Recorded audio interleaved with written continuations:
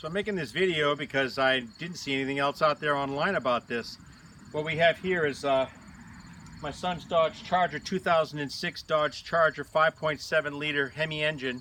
A little over 200,000 miles on it. The air conditioning compressor seized. It didn't break the belt, but it did seize, and what that did was it caused the vehicle to stall, and of course he ended up having the vehicle towed. So because I couldn't find,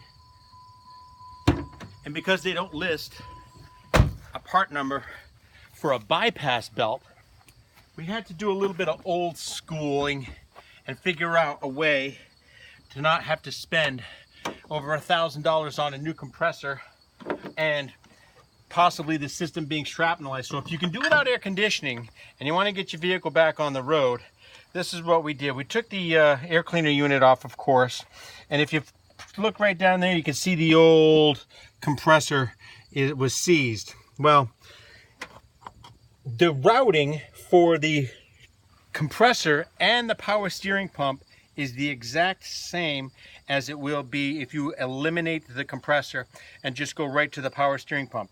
Everything else on the engine will be the exact same thing. The routing will be the exact same thing. Pay very particular attention when you're putting on the replacement belt, that you pay attention to the way that it curves on top of the crank pulley and goes around that idler pulley and then back over to the power steering pump. So what I did was, the belt was still intact.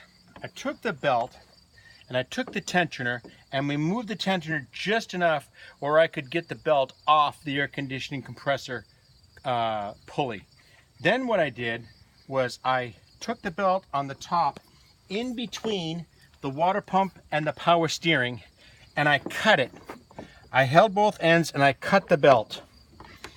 And then what I did was I took the belt while it was still routed around everything else to make sure that I was going to get the exact same one. I pulled on the tensioner just a little bit, and then I took the belt and I overlapped it until it took up all the additional slack. Then I made marks on the belt. So I overlapped the belt like this, and I made marks on the belt, showing that this would be the size of the new belt that we would need. I taped the belt. I took it to my local auto parts store. It was actually AutoZone here in Claremont, New Hampshire. Talked with Steve. He's a pretty good guy. We did a measuring, made sure we got the right amount of ribs. That was the key thing. And the bottom line to this is the new belt number that you're going to want. We got a Duralast belt, okay? And there's the number that you're going to need. It's a 770.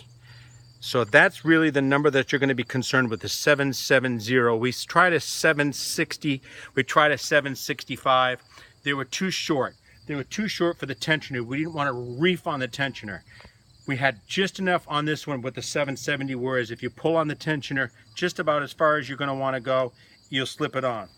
The best way to slip the new belt on is to route the belt exactly the way that it was, and the last thing that you want to put it on is the top of the water pump.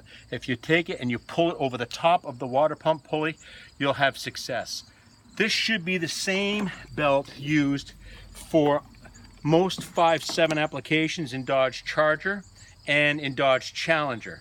And I think it probably is the same thing from 2006 all the way up through, if it's got the 5.7.